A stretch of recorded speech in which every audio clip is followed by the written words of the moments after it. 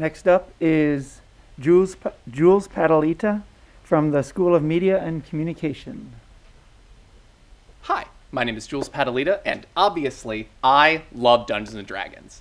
You know, like that weird board game from the 80s with the funny-shaped dice and the elves and the magic and the dragons and the dungeons, where a bunch of players come together and take on the characters of a bunch of fantasy adventurers and they go out and save the day.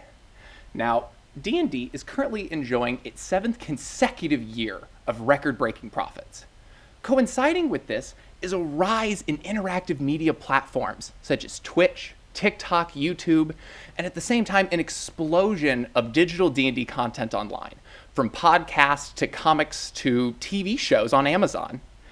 Now, what interested me was this coincidence, and I wanted to examine how this rise in interactive media objects seemed to influence the rise in popularity and as well as influence the D&D player themselves.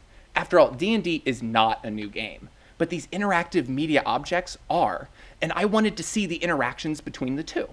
So, to do this, I conducted a series of focus groups, looking at groups of people currently playing Dungeons & Dragons together. Now, listening to my 35 total individuals, I listened to their experiences playing the game, their interactions with digital media that they consumed, and how the two kind of coincided in the middle. In terms of gameplay, what I found is that as media consumption rates went higher and higher, unsurprisingly, the level of a player's game knowledge, or knowledge about Dungeons & Dragons, drastically went up. Surprisingly, however, the rate in which they strictly adhered to the rules as written of the game actually went down, instead of pausing the game for minutes at a time to go through a rulebook, using their broad judgment of the game to make split-second decisions and keep gameplay going. Much more important than this discovery, though, was the phenomenon where all of these digital platforms, created for communication and media content, were making it easier for marginalized players, people of color, assigned female at birth players, easier access into the D&D community. See, originally, before Zoom and other such virtual call softwares, if you wanted to play D&D and were a new player, you had to go out into the local area and find people to play with.